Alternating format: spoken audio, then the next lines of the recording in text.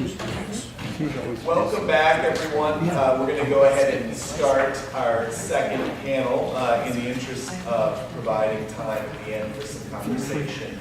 And as John noted, we very much want you to approach this second panel as a continuation of the conversation, of the argument that took place in the first panel. Our afternoon session is entitled Film and Filmmaking in Post-Revolutionary Mexico. I'm Bernie Cook. I direct film and media studies at Georgetown University. I'm also associate dean of the college. But my role here is to be timekeeper and perhaps respondent to our two scholars and also to introduce them. So it's my great pleasure to introduce my colleague, Barbara Mujica, who's a professor of Spanish and Portuguese here at Georgetown University. And as you'll soon learn from Barbara's paper, she brings very unique perspective to our discussion of redes. She is both a scholar, a literary critic, a literary historian, and also, importantly, I think, an author of literature herself. And so her current work and her paper today on Dolores Del Rio and Golden Age of Mexican film relates to her next creative project. And so Barbara will speak to that. I'll also introduce first, before she does, James Krippner, and welcome him to Georgetown from Haverford. James is a professor of history and chair of the Department of History, and his work involves early colonial Mexico, and I think most relevant to our conversation today, a book on Paul Strand and his work in Mexico during the period in which redes was produced. So James, welcome to Georgetown. And I'm going to welcome Barbara to speak from the podium, and we'll go ahead and get started.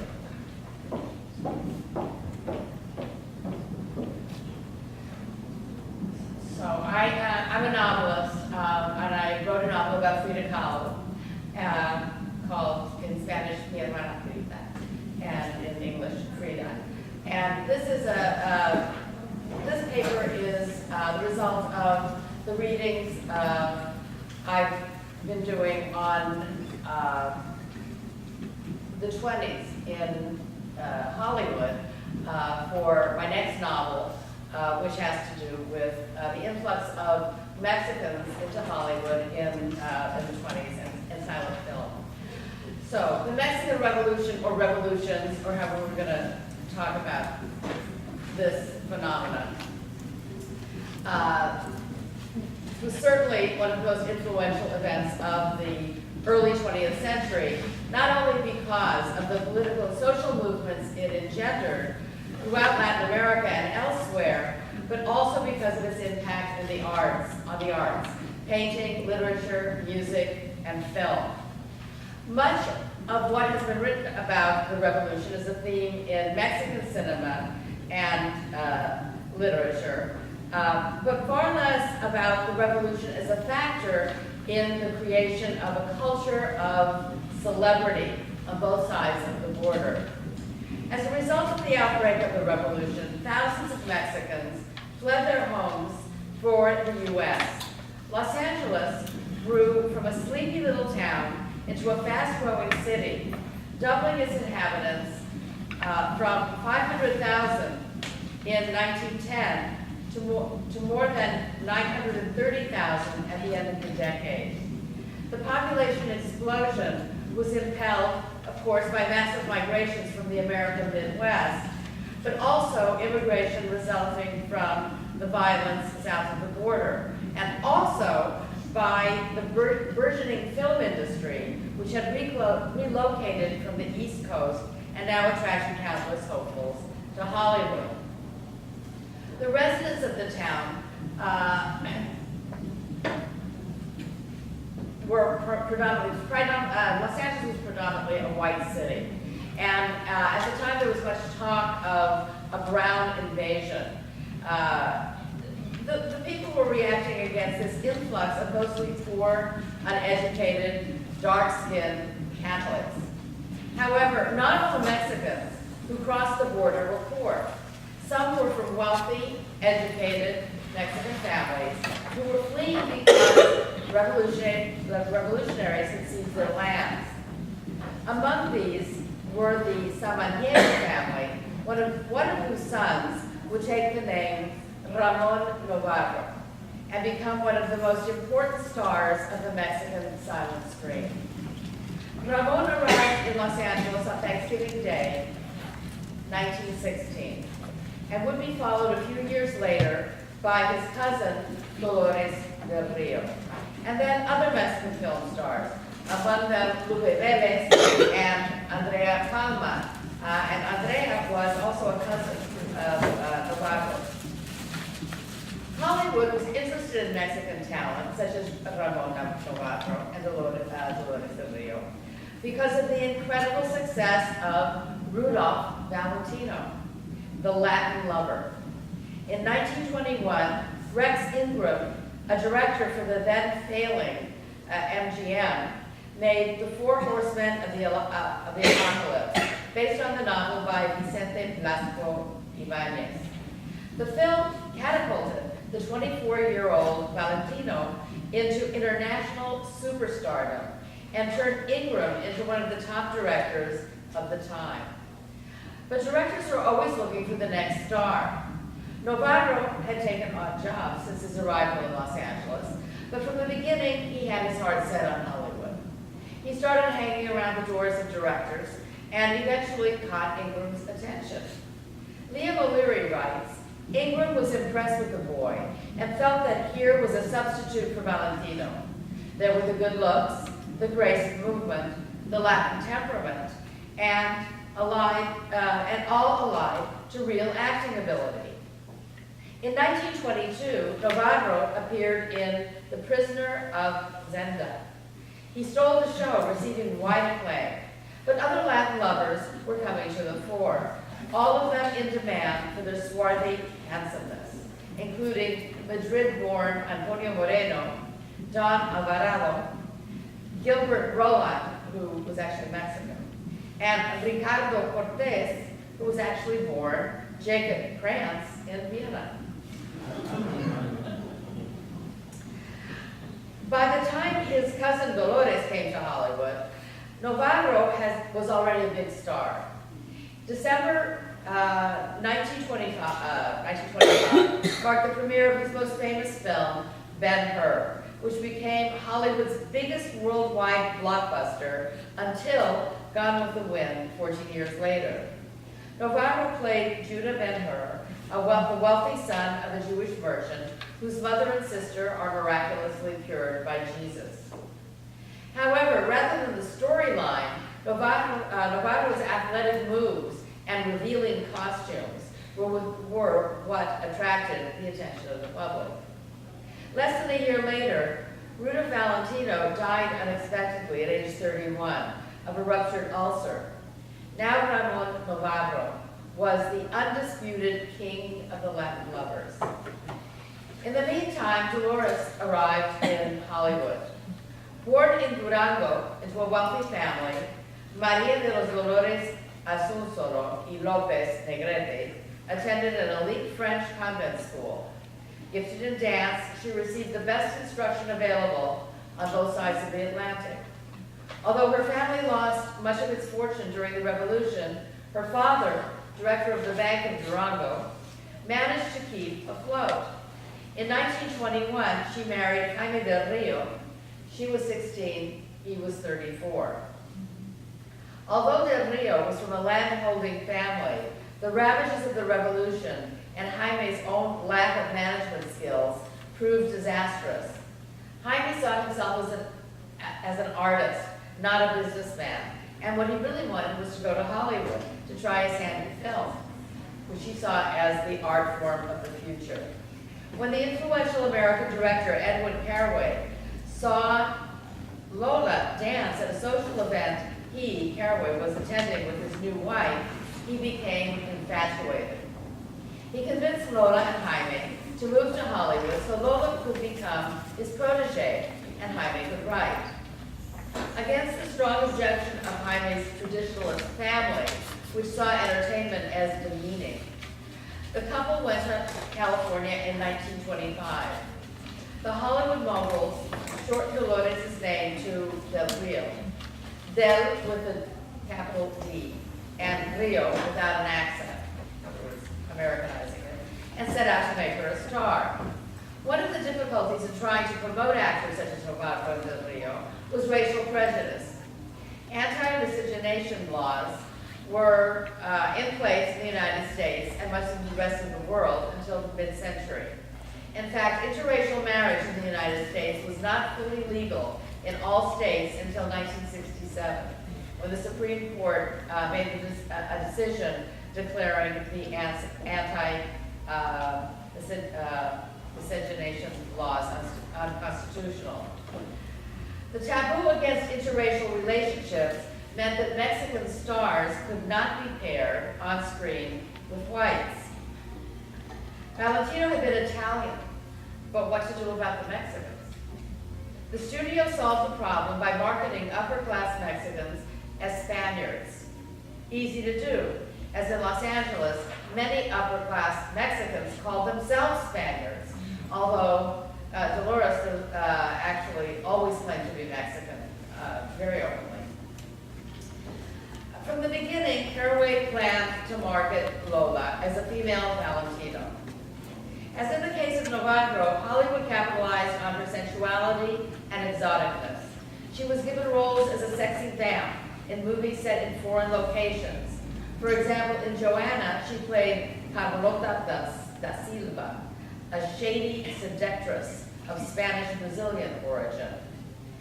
In 1926, she played Charmaine, a French barmaid in Raoul Walsh's What Price Glory, the film that made her a star. Del Rio almost never played Mexicans. One exception was the 1928 film Ramona. However, even then, Hollywood was careful to stress that although she played a poor Mexican, she really was an aristocratic Spaniard, well-educated and well-traveled. Joan Hirschfeld writes, Caraway worked with Henry Wilson, one of the best publicists in Hollywood, to market the image of a foreign, exotic Dolores to the public. Early publicity presented the young Mexican star as glamorous and aristocratic by emphasizing her highborn status, her convent upbringing, and her European training in ballet and art, although she often played the cinematic role of a lower-class bad woman. But her public persona was that of a high-class ethnic woman of impeccable morals. Del Rio did her part by working tirelessly to become the best actress possible. She was disciplined and meticulous. She studied with acting coaches and emulated experienced actors. By all accounts, she was thoroughly professional, arriving to rehearsals prepared and on time. By the 1920s, Hollywood was setting fashion trends through market tie-ins with films. Stars such as Del Rio were in demand to sell products. Hirschfeld writes, in an era of racist nativism, Del Rio was a foreigner who was celebrated as one of the most beautiful women in the United States. In fact, it was precisely this foreignness that defined her attraction.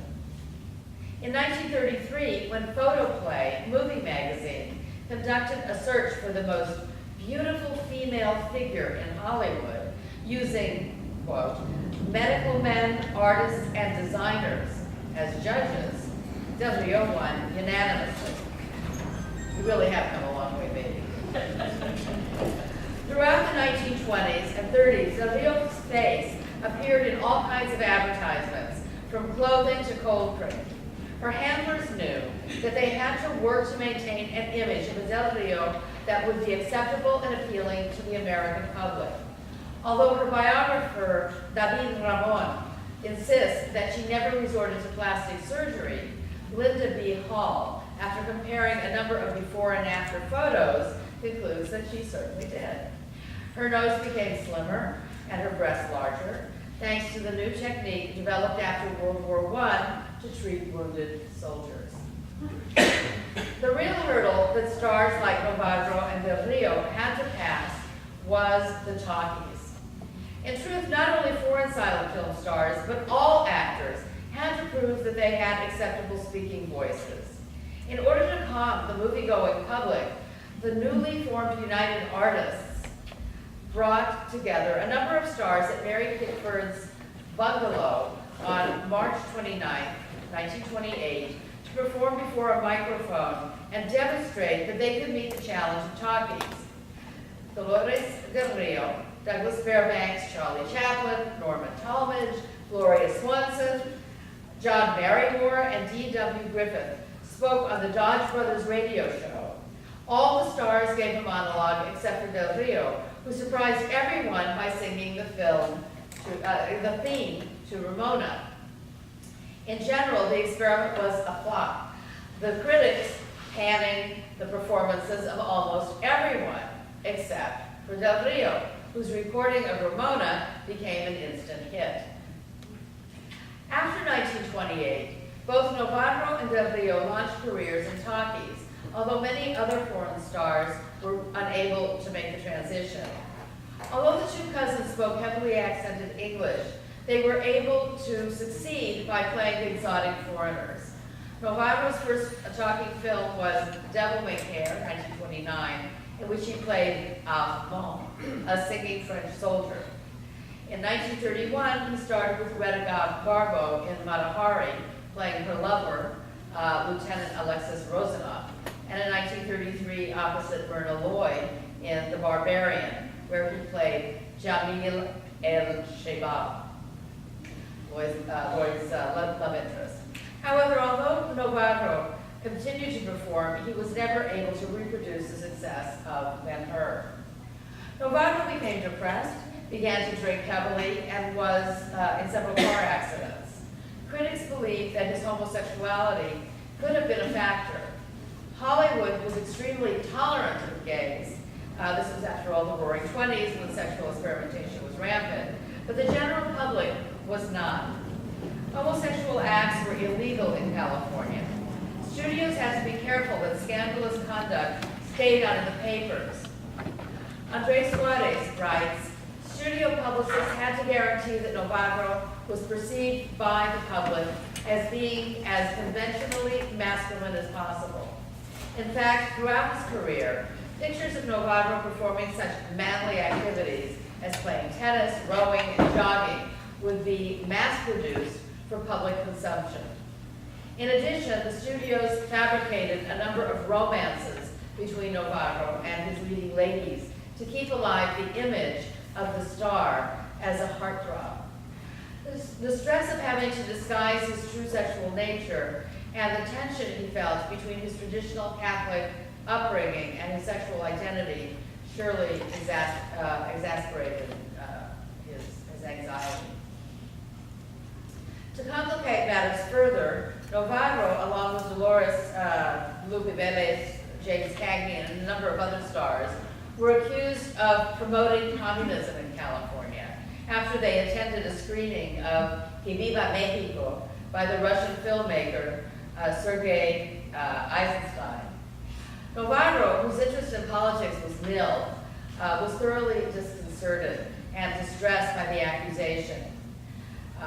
He went on to make films. His career declined, and his life was cut short on October 30th, 1968, when two male prostitutes, Paul and Tom Ferguson, brutally murdered him. Unlike her cousin, Dolores Del Rio overcame not only the transition to talkies, but also the communist witch hunts that targeted Mexicans and the collapse of her marriage to Jaime Del Rio. Jaime had failed as a scriptwriter, and being married to a woman who was constantly in the gossip columns, sometimes paired with Caraway or one of her co-stars, was destroying him. He left for New York and then for Berlin, where he died in 1928. Some say he committed suicide by poisoning himself. In the meantime, Lola had become involved with Cedric Gibbons, a leading production designer for MGM, whom she married in 1930. During the 30s, Lola made scores of successful films, always playing the exotic temptress. One of the best known is Bird of Paradise, directed by King Vidor and produced by David Selznick. In a much-quoted directive, Selznick reportedly told Vidor, "I want Del Rio in a love story in the South Seas. I don't care about the script, but in the end, Del Rio should be thrown into a volcano." The film was considered scandalous because in one scene, Del Rio appears to be swimming nude with Joel McCrea. Later in that same year, the Motion Picture Production Code made it impossible to show such scenes on screen by setting up industry moral censorship guidelines. The Hays Code, named after Hollywood's chief censor at the time, Will Hays, was enforced from 1934 to 1968. It forbade profanity, gratuitous or lewd nudity, depiction of drug trafficking, and a host of other objectionable material. Del Rio's other films from this period include Flying Down to Rio, in which she plays the daughter of a wealthy Europeanized Brazilian businessman. The movie is notable because for the first time Ginger Rogers and Fred Astaire appear together dancing. And Wonder Bar, in which she played the gypsy dancer Inés, and In Caliente, in which she played a dancer named La Españita. Several of her films were mutilated by the Hays Code, which cost her some box office popularity. By 1937, Del Rio had had a number of unsuccessful films, and the industry had labeled her box office poison. She divorced Gibbons in 1941 and took up with Orson Welles, who was younger than she. Wells was seductive and creative, but turned out to be unfaithful, untrustworthy, and completely irresponsible. Soon Lola, as her friends called her, became estranged from him as well. As the world moved closer to World War II, the United States became increasingly xenophobic. Taste changed. The female Latin lover was no longer in demand. America wanted film stars who looked like the girl or boy next door, blonde and blue-eyed. Rita Hayworth, Laura Bacall, Betty Davis, Veronica Lake, Doris Day. By the early 1950s, Marilyn Monroe had captured the public imagination. But unlike her cousin Ramon, Dolores was adaptable. Rather than dissolve into melancholy, she revived her career. Lola's fame in the United States had made her a celebrity in Mexico, where audiences knew her from her films and also from movie magazines, which ran endless stories about her. Since the end of the 30s, Mexican directors had sought her participation in their projects, but at that time she was not yet ready to go back home. Still, unlike Navarro, she had retained close ties to Mexico. She was friends with the Mexican intelligentsia, including painters like Diego Rivera and Frida Kahlo, and she modeled for portraits by Rivera and Jose Clemente Orozco. After breaking off with Wells, she decided to revitalize her career in Mexico, where the golden age of cinema was just beginning. In Mexico, Del Rio found a vibrant, dynamic, artistic community.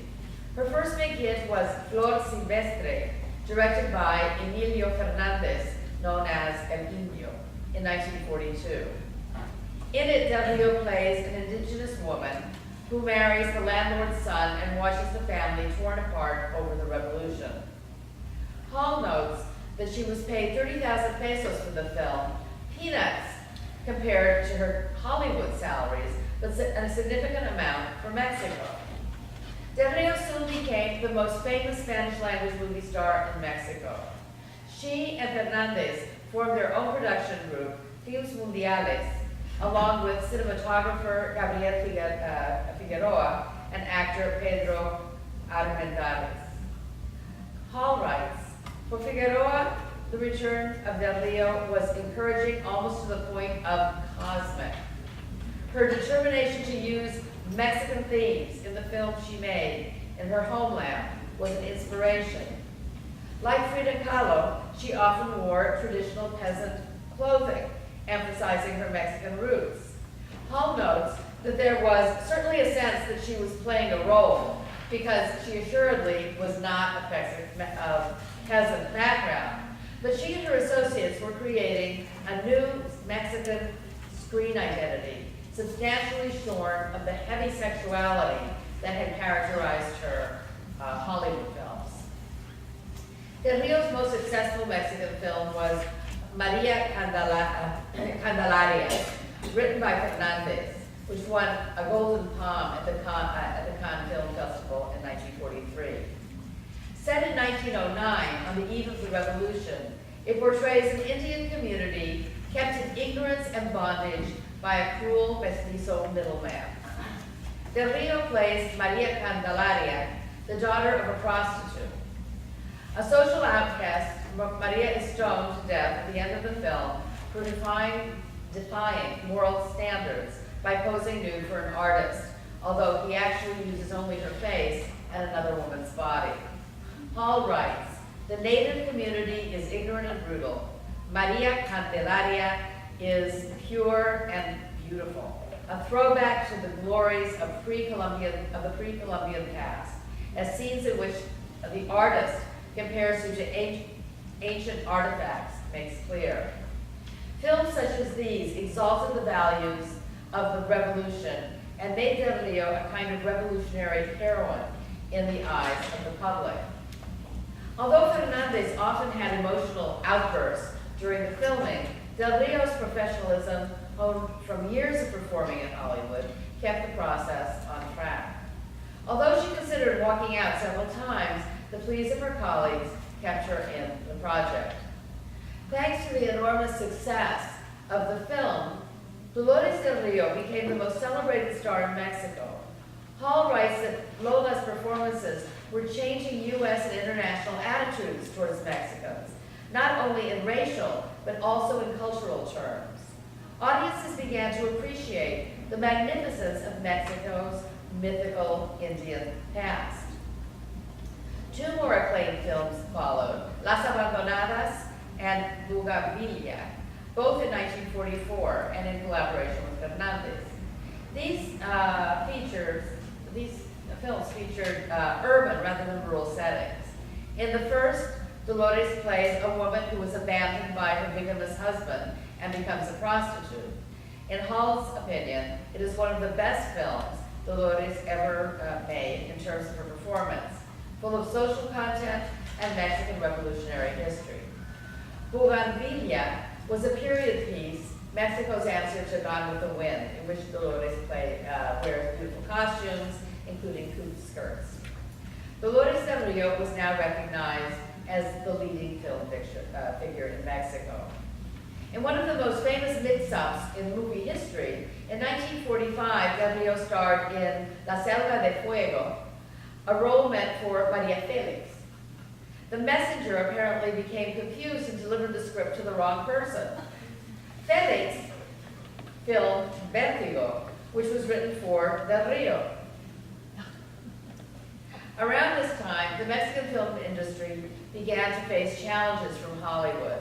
As the Mexican market became more lucrative, Hollywood sought to produce films in Mexico. During World War II, American movie production had dropped, giving Mexico the advantage. But as early as 1943, 20th Century Fox contacted President Manuel Avila Camacho to secure permission to produce Spanish-language features in Mexico. Perceiving a threat, Avila planned to impose a minimum quota on national productions to be shown in Mexican theaters. In 1946, Roberto Gabaldon took over for Fernandez. Dolores made several successful films with him, among them La Otra, 1946, La Casa Chica, 49, Deseada, 50, and El Niño y la Guerra, 53. She also found contentment in her personal life, marrying Lou Riley, who would be her husband until she died. She expanded her horizons working in Argentina, where she filmed Lady Windermere's Fan in 1947, and also in Spain. Later, John Ford approached her to star in The Fugitive, based on the novel by Graham Greene, and starring Henry Ford in Mexico. In addition, she made a number of television plays, including one in English in the United States called Trio by Lamplight. During the course of the 50s, the golden age of Mexican cinema faded. Rather than producing beautiful films to promote post-revolutionary values, studio executives became interested primarily in business. Dolores was changing too. Obviously, she was older. In 1949, for the first time, she played the role of the mother of an adult child. Her daughter was Mexican actress Columba Dominguez, and the film was La Mal Querida. In the American film Flaming Star, 1960, she played Elvis Presley's Indian mother. During her later years, Del became an activist on behalf of film workers. ANDA, the Asociación Nacional de Actores, was the most important cinema organization in Mexico at the time.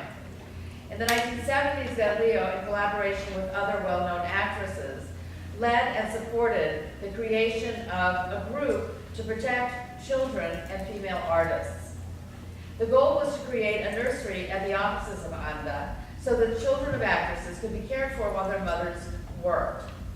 Called the Estancia Infantil Dolores del Rio, it opened on April 30th, 1973, and provided a Montessori education for the children. The revolution provided the impetus for an explosion of creative energy in the 1940s and 50s. Mexico produced an abundance of excellent directors, cinematographers, actors, and scriptwriters. But actors with Hollywood experience enriched the Mexican film industry by contributing rigor and professionalism. No one illustrates this better than Dolores del Rio. She studied acting with the best coaches available, mastering her delivery, breathing, and timing. She studied dance and body movement. Hollywood could destroy its progeny. Ramon Navarro and Jaime del Rio are both examples. But it could also teach valuable lessons. Lola understood the glamour of Hollywood and the workings of the star system, and that's something that she brought to Mexico. She demanded top wages for her films, and she created a cult. But she also had a sense of social responsibility, apparent in the activism of her later years. In short, she raised the bar for Mexican film and for her fellow actors, helping to make the golden age of Mexican cinema truly golden.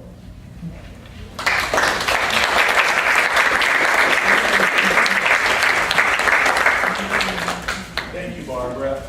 I'd now like to invite James Griffin to the podium, and he's going to present his paper, Called Strand Chavez and Mexico in the 1930s.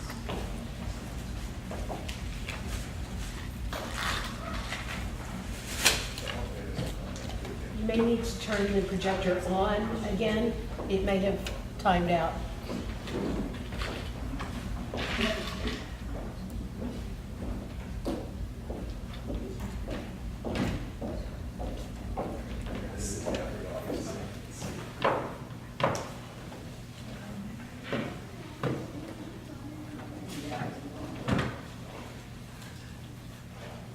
So are you on the top down? Ah, there it comes.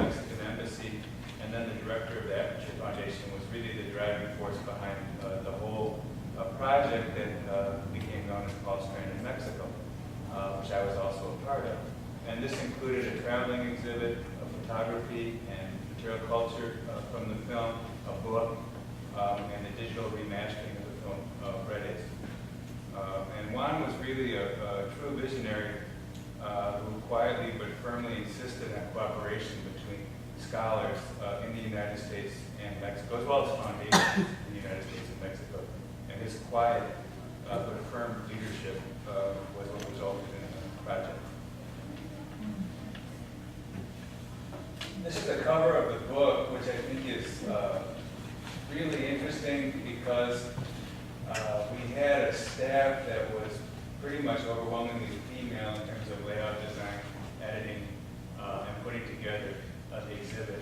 Juan, myself, and Anthony Montoya were the men working on the project. And the women really wanted us to have this photo, which is of a woman named Susana Ortiz Cobos. It's from Alvarado from 1933. And as you can see, it's a beautiful picture in terms of its artistic composition, but she's also very decidedly looking away from the camera and doesn't want to have much to do with Paul Strand. So I just want you to think about that as the lecture unfolds. Okay? And I'll try to answer three simple questions here. I'll leave that up for a minute. In the 25 minutes that I have. The first one is, who was Paul Strand? The second one was, what was Redes? And the third one is, what does the history of the making of Redes tell us about Mexico in the 1930s? Okay? So Paul Strand was a photographer, and he lived a long and legendary life as an art and social documentary photographer. He was born in 1890, and he died in 1976. He was a New Yorker, and his career began in high school in 1908. That was the year that he joined an after-school photography club at New York's Ethical Cultural School. The club had been founded by the chemistry teacher whose name was Louis Hine. And Louis Hine went on to become one of the great social documentary photographers in the United States. So to some extent, Strand was blessed. He fell in with the right people at an early age. He also was extraordinarily talented. Strand's first major exhibition was held in Alfred Stieglitz's famous 291 gallery in 1916. In 1917, in the final issue of Stieglitz's camera work, Strand was devoted to all Strand photography. So at that point, Strand emerges as the world's foremost practitioner of what would later be called straight photography. And this means simply no manipulation of the negative, that the power of photography as an artistic medium is its ability to reproduce reality. This is the definition. Strand, late in his life, came to defend this as photographic objectivity, and when postmodernism comes along, people had a lot of fun with Strand, but that's later. Some possibly over-enthusiastic historians of photography claim that Strand was the best photographer ever, but he would clearly be in anyone's list of great photographers, for sure. In the 1920s, he purchased an 8-league motion picture camera and began to experiment with moving images. He would work in both photography and film through the 1930s, and in the 1940s, he decided that he was a better photographer and gave up filmmaking, so he was a photographer for the rest of his life. He died in 1976. So here's a few early Strand photos that I want to show you. Does anyone know what this is? It's called Wall Street. It was taken in 1915. In some ways, it shows classic concerns with Strand, how forms come together, and how the space is filled, and so on, with shapes. I think there's an incipient political commentary because obviously the street is bigger than the people, and Strand would go on to become a somewhat more radical photographer in the 1930s, but this is a very early photo of his. One interesting detail about this photo is that I've heard from Aperture Foundation that now, if you make partner in an investment firm, they'll give you a copy of this, a new digitally reproduced copy of this, so art and commodities get confused sometimes. Here's another early one. This is called Abstraction Court Shadows. It's from 1916. So Strand is best known for combining art and social documentary photography. The reason why these early photographs are important in terms of Mexico is that I will argue that Mexico was a transitional moment where he pulled together some themes that were evident earlier, but in a new way. Okay? He experimented with abstraction, form, and space, and also began to make very vivid biographical portraits, frequently of the socially marginal. This is one called Man, 5 Point Square from New York in 1916. It's a very vivid photograph, and Strand was known for capturing sort of very intense details. I think his eyes here are, you just don't really forget them when you see this photograph. There's many others from this period, but I just wanted to give you a brief sense for the things that Strand was working on before he went to Mexico. In Mexico, he created a powerful synthesis that guided his work for the remainder of his life. He said he was trying to create what he called a portrait of a land and its people. And he did it both in photography and film. He spent 1933 taking photographs. He spent 1934 overseeing the making of Redis and playing a really pretty important role in that.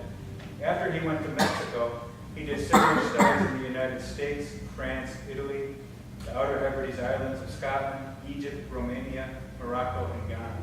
So he went on. I think Mexico was a very decisive moment in Strand's career, and it had been somewhat ignored before the Paul Strand in Mexico project. I suspect because many art historians trained in the United States didn't read Spanish, they read French more, so they go to the Mexican art. That's my hypothesis. So the second question is, what was Redis?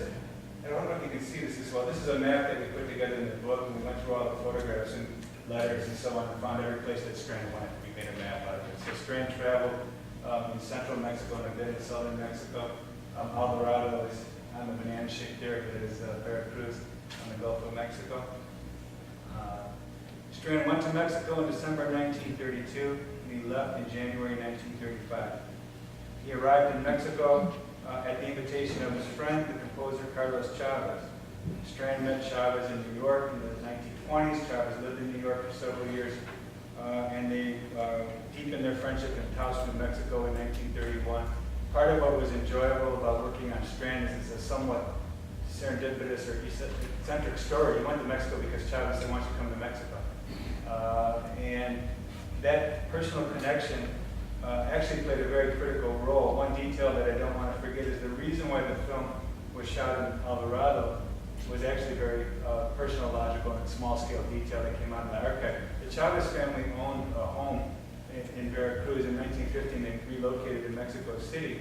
And when you see the film, there's an elderly gentleman who is a fisherman who slashes his nets in one very vivid scene. His name was Don Antonio Lara, and he was a sort of a personal friend of the Chavez family. So he was the person who was the interpreter and found actors and bought boats and got the nets and all that kind of stuff. So that's why they picked Alvarado. Although everything that was said about it being a utopian project and an idea of Doris and all that, that's how it ended up there.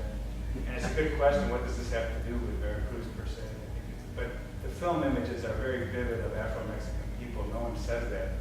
But in a way, it's a visual record of that influence. Okay, but I'm jumping ahead of myself. Chavez was the director of the Mexican Department of Fine Arts, which was a division of the Secretariat of Public Education from March 1933 to May of 1934, and his patronage was crucial for Strand.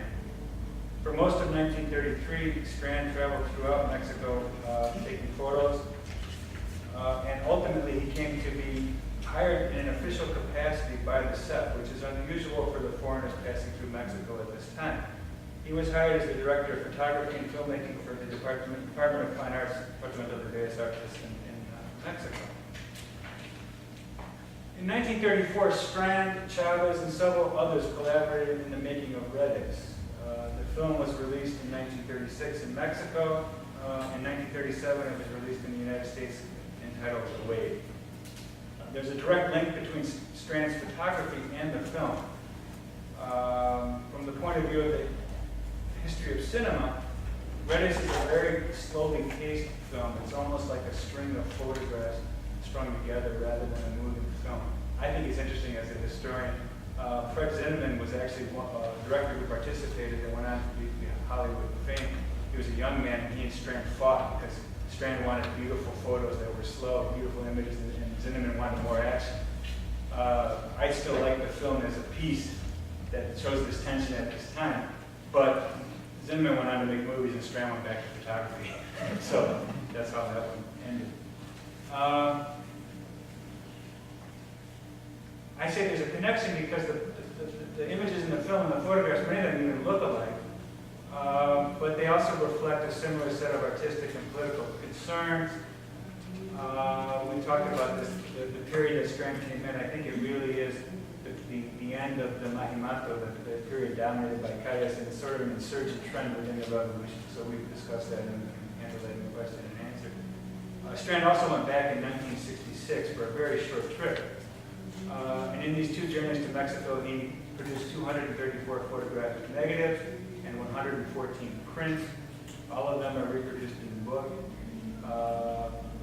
So that's an important contribution that we were able to make. In 1940, Strand selected 20 photographs and published them in a volume called Photographs of Mexico. In the book, I talk a lot about the pictures he chose to put in and the ones he left out, and there's some tension there. It's very interesting. He wanted to construct a particular image of Mexico, which I think Mauricio Tenorio would say was this foreign view. The only complication that I would have, and I haven't read Mauricio's new book, so I'm just guessing, but the only complication that I would add to that is that Strand hated Mexico City, was out in the countryside. I first came across Strand knowing nothing about photography when I was finishing a book on the 16th century Michoacan, and I was in the Casa Cultural, and he had some Strand photos, and then it turned out he'd been in the state in 33, and I was like, why was it Gringo in Michoacan in 1933? It's kind of a violent time. You know, what was he doing there? And that initiated the project. And that was also, I think, something about Juan Garcia de Ortez's greatness, is that he was willing to gamble on a historian who studied the 16th century to write this book about a photographer. But I just became fascinated with this question. You know? So, I'll show you a few of these photos really quickly to show you some of the connections. This is called Landscape near Saltillo in 1932. Strand across the border. He takes a physical landscape. You can see the building. So you see the building in the background and the door. There's a little bit of an interplay of shapes and so on, and some sign of human activity, but it's sort of like a physical environment. This is called Church Copiaxtla. He had a lot of images of architecture, all Baroque colonial architecture. You won't find any telegraph wires or trains in Paul Strand's photography. You will in Tina Medote's, but you won't in Paul Strand's.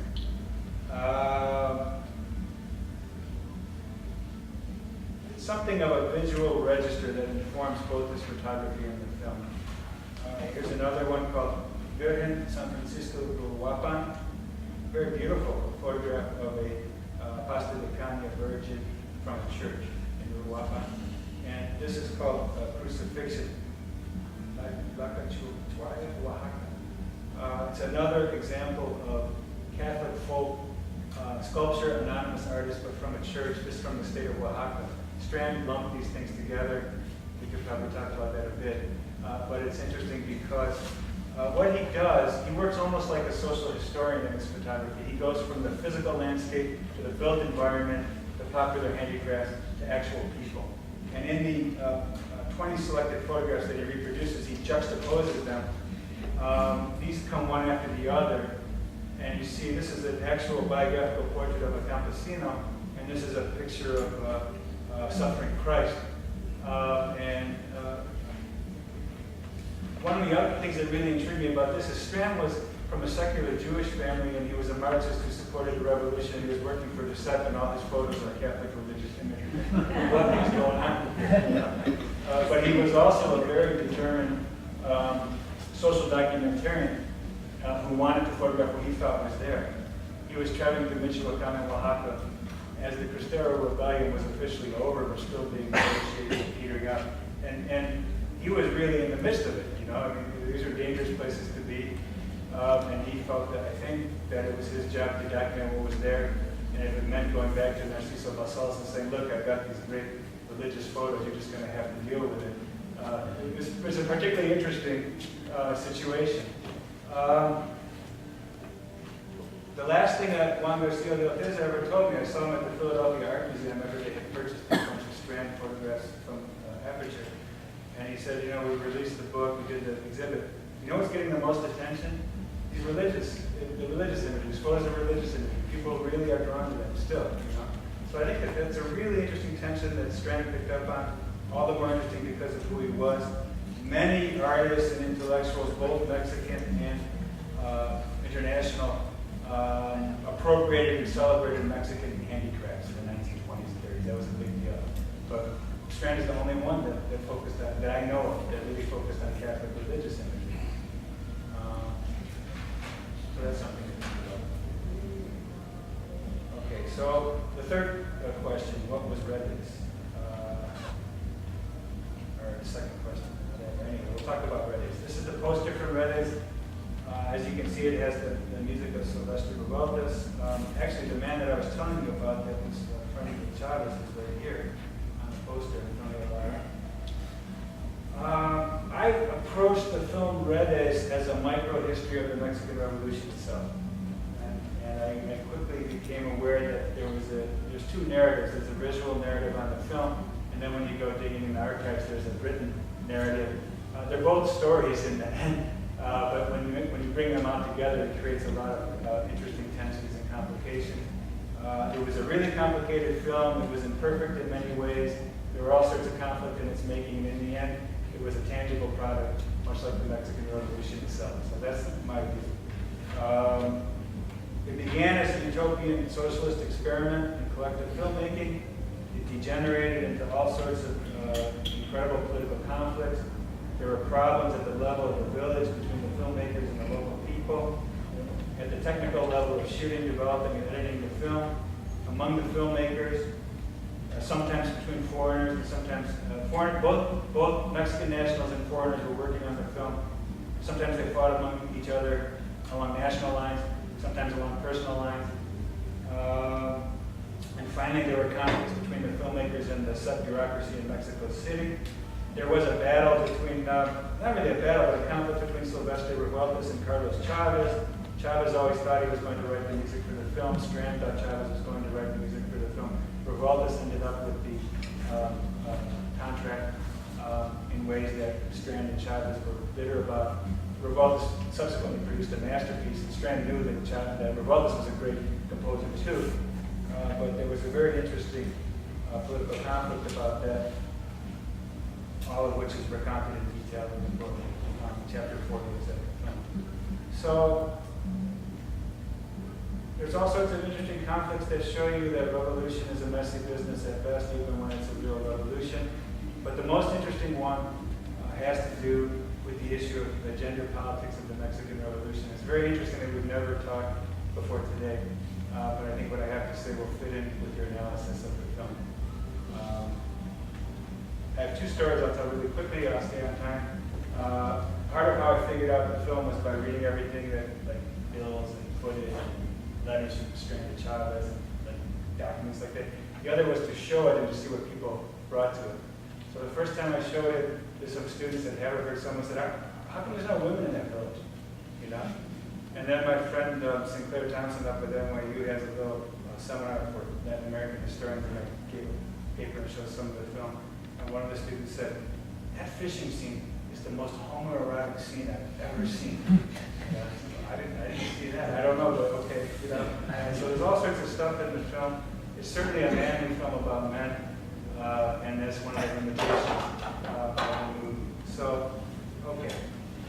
But an even more pointer in that, not really all humorous issue, has to do with Susana Ortiz Cobos, who was a local woman from the town of Alvarado in the state of Veracruz. And sees the fisherman's wife as incurred. The plot's really simple. Moreau and his wife have an infant son. The infant son dies because Moreau can't afford medical care. He decides they need to have a union. They try to form a union. I don't want to ruin the film for you. It's complicated. Great ending, but that's the storyline. One of the most moving scenes is a funeral procession where the village is moved through the town to the cemetery, and Angel's going to show this to you afterwards, and I didn't know that either, so this is nice. The scene is accompanied by Revueltas' haunting musical score, and they pass by the grieving mother. She's too distraught to even get up and join the funeral procession.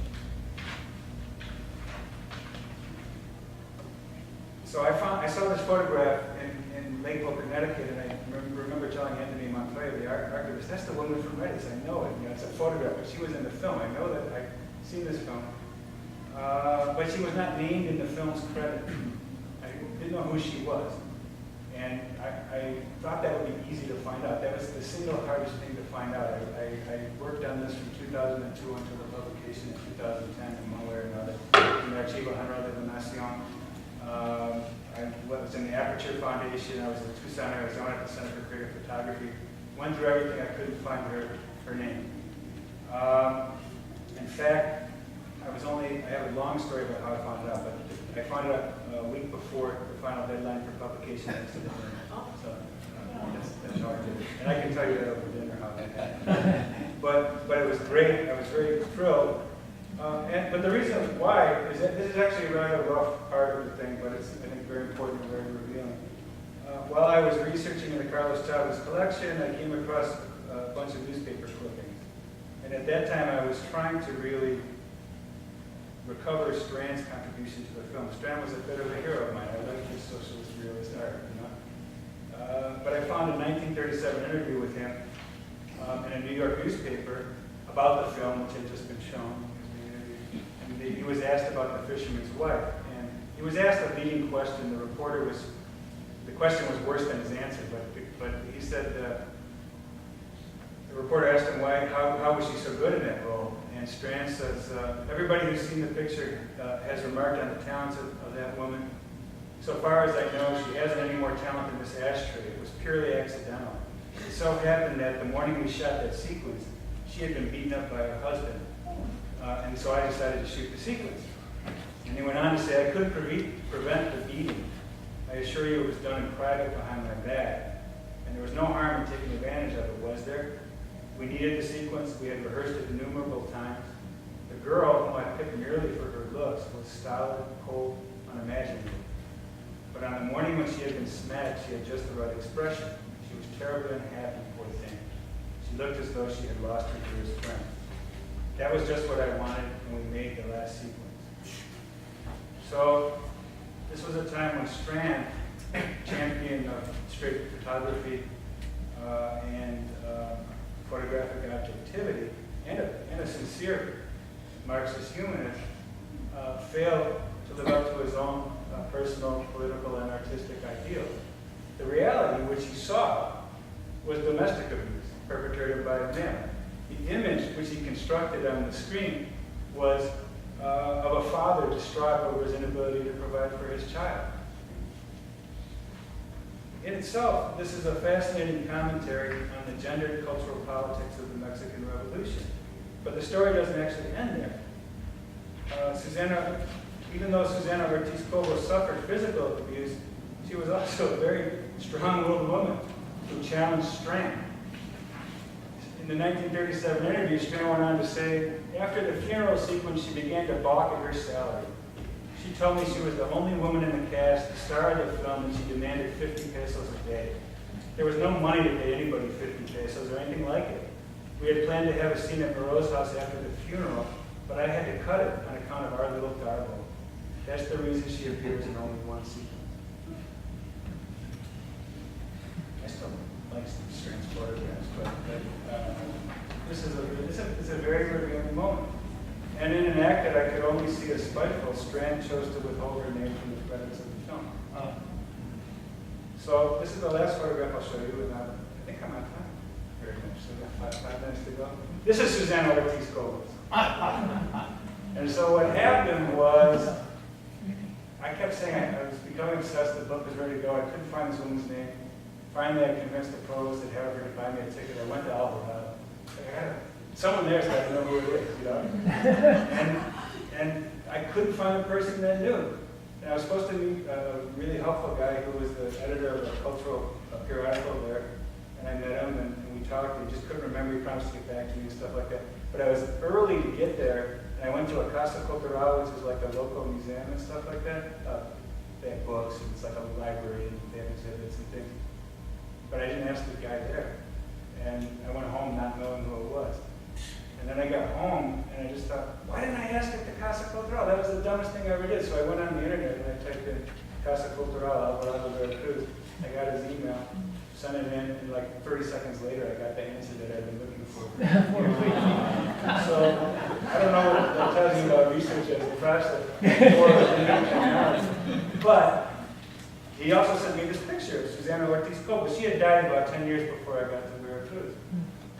And she was known, you know, many of the people in the town had parents or grandparents that were in the film, and they were kind of proud of it. And she apparently was really proud of it, even in spite of it all, that she'd been a movie star, you know?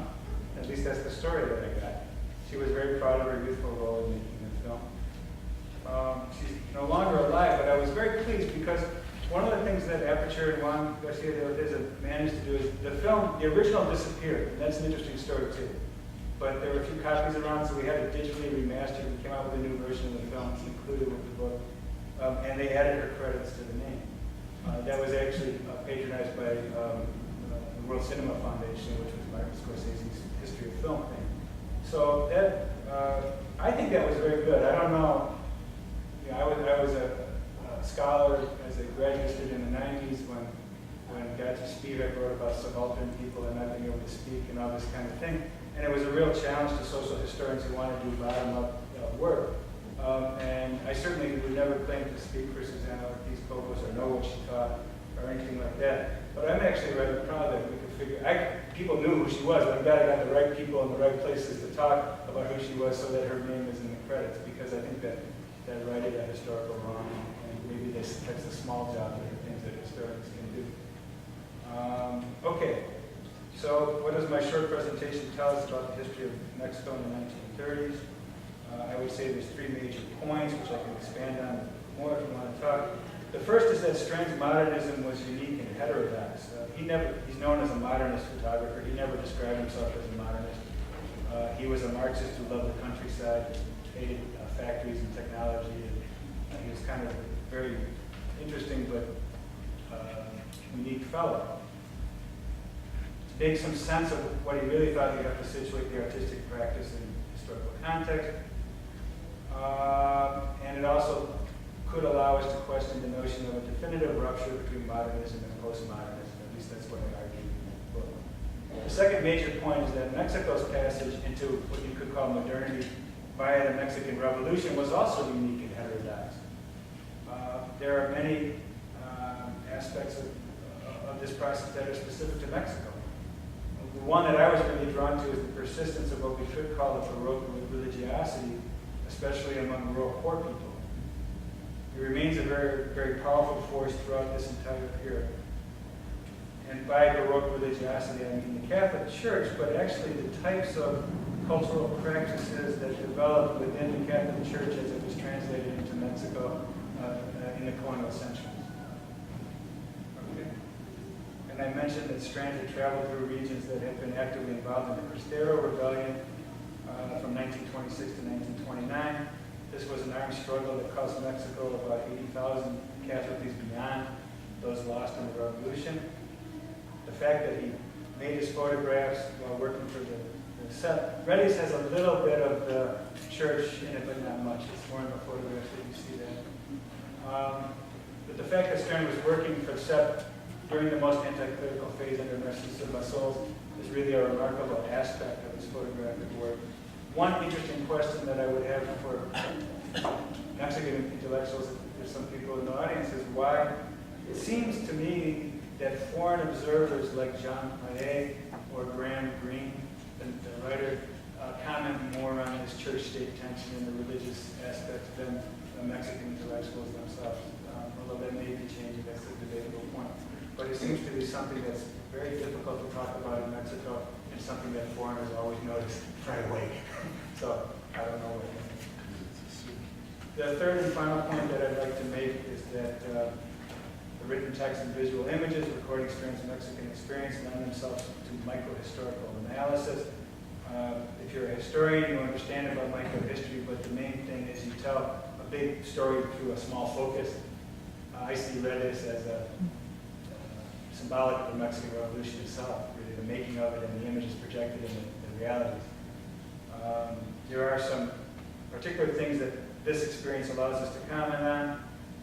The conflict between church and state in revolutionary Mexico, the power dynamics between the artist and the subjects of social documentary art, tensions between elites and masses and political movements for social change, and the exclusion of women by men from the narrative and practice of the Mexican Revolution, at least in the 1930s.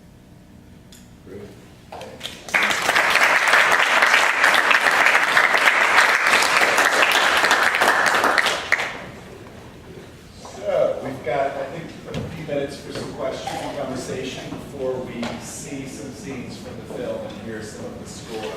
So I'll invite Barbara back up and Jim to the table. That's our musicians in the room. See if I can frame a question that will somehow get us from Dolores Del Rio to Susanna Ortiz. I think Strand sold a list of advanced descriptions to photographs of Mexico for 15 people, all belonging to the Mexican elite, and among them was Dolores. So here's my effort at connecting the two papers, and that is through this idea of transnational in understanding film. And so I wonder if the movement of artists, of actors, of stars between countries, the inner connection of movements and approaches, what does it mean to consider Redes a transnational film, and what does it mean to consider it a Mexican film? And I'm thinking here Strand, the American, working on it, Zinnemann, the Austrian-American, eventually working on it with Muriel, with Chavez, with and Radicavitz working on it as well. So what is that, how does that frame change how we think about what Redes is, how it's created, what it means? It's certainly a crucial film for Mexican film history, but also I think an interesting case for transnational in terms of cinema history. So there's a joke that my wife always tells me never to tell, but I tell it, so I'm going to do it. So when people say, "Are you a film historian?" I say, "No, I just watch one film over and over again." I don't actually know the big picture that well. I'm actually was trained as a social historian and just got interested in Strand. That's what I do. So I can guess. I don't really know how it fits into the big picture of no, but it was a complicated project. So, and some of the complications were the technical things filmmakers always run up with. Stan didn't have much money and was funded by Seth. He had to get the film developed in Hollywood. He was shooting in Alvarado, so they had to ship it on the rail lines. I mean, he couldn't see the finished film for 3 to 4 weeks under the best of circumstances, which he was not working under, and so on. So there were a lot of complicated projects with that. Part of it was he was supposed to be making a documentary about fishermen, but he was jealous of Eisenstein, so they began to get these grandiose plans, you know. And Chavez kind of was very cosmopolitan and wanted him to do great art, you know? So that was what allowed this to happen. He didn't have enough money to pay many actors. He had one professional actor in the whole film, so the rest of the people are local people, and he paid them the wages they would get for fishing or whatever. A lot of funny stories about people wanting the money up front before they would do anything, and so on. You know, I mean, you could say it's Mexican because the funding, many of the filmmakers and all of the actors are from Mexico, but there was a significant foreign presence to it in certain parts. So that's the reality of that particular film. I don't know how to... You know, we've all talked about the idealization of the revolution, or this kind of mythological or mythical pre-Columbian presence, the true Mexico beyond the political and modern. And so that's what I think that a lot of these movies that Del Rio made. Obviously, she wasn't an Indian.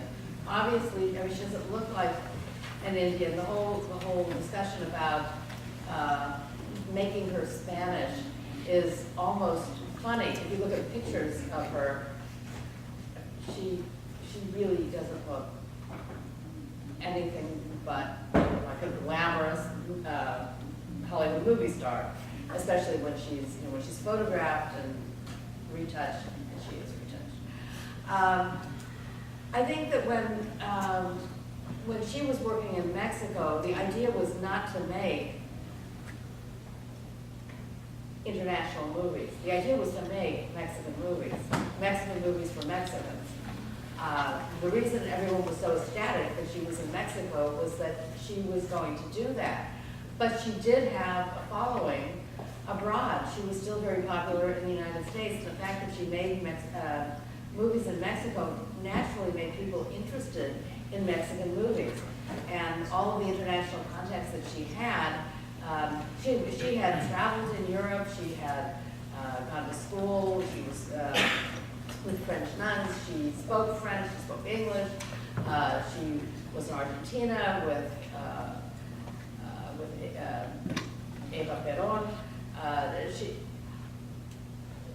She just the fact that she was who she was and she did what she did made people interested in Mexican film. So I think it was almost inevitable that these films opened the eyes of the international community.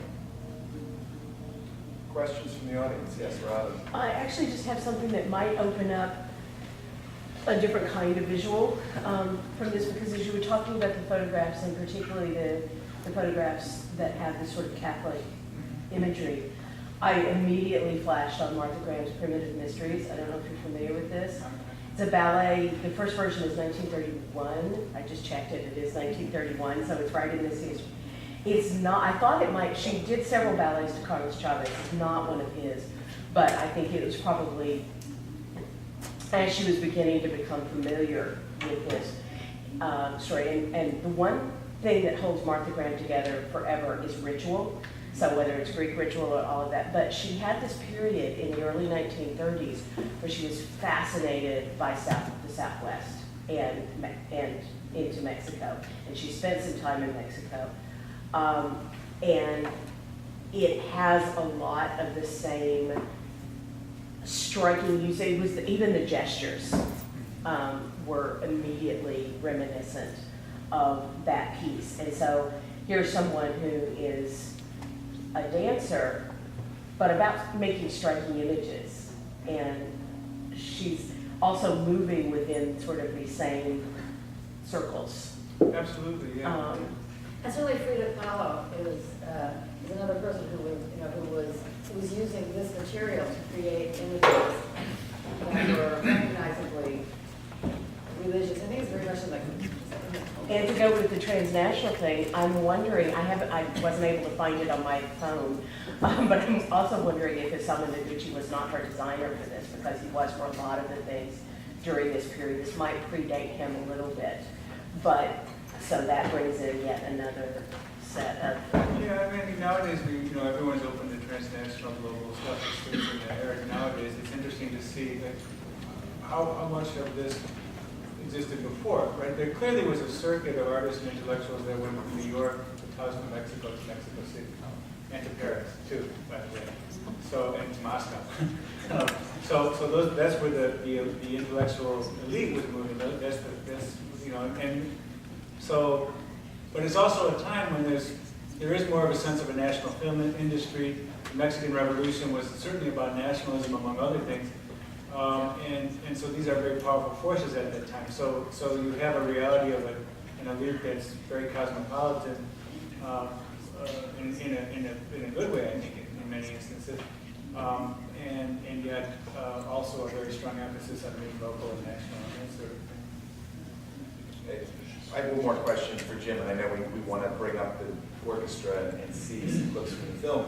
But in your work on Strand, did you look at Reyes through the perspective of a film like Manhattan, his film with Charles Sheeler from Next Door? And Rodolfo's comment about interwar high modernism reminded me to look at and analyze Reyes through this perspective of Manhattan as a short experimental piece that looks at Manhattan from multiple perspectives, high, low. It has features moving images very similar to the Wall Street still photo that James shared with us, where it's about sort of human figures in very small scale amid the monumentality. It's a very early film. It's like 1921. It's 21, yeah. So it's one of the first films made in the United States. But I'm struck by, and this is probably way too much for us to talk about in the next 2 minutes, but by the way in which the Strand and Zimmerman and their collaborators' camera looks at nature is, I think, closely connected to the way in which Sheeler and Strand were trying to look at urbanity and modernism. So I think there's something interesting there. I'm sure there's a connection, yeah. What was most interesting to me was that Strand got in a big fight with Shooter about who got credit for what, and then he did the same thing happened in British, a little while later, so. It's a way of working with them. That also, can I just add, that also kind of adds to that last question you asked about why religiosity is seen differently by Mexicans. Because if you compare, for example, the way Lola Hoover would photograph icons of like religious icons, a lot less, they don't look religious, while these look very religious. And I think it's because Mexican artists are trying to insert themselves into this global modernism, while the global modernists are coming to Mexico to try to see Mexico as this realist culture. Right? So it's basically a different perspective of the same high modernist debate. Great. Well, I think with that comment, thank you, Rodolfo, we'll conclude our panel and invite the orchestra forward to set up for their performance, and we'll be able to sequence from the film. Thank you very much.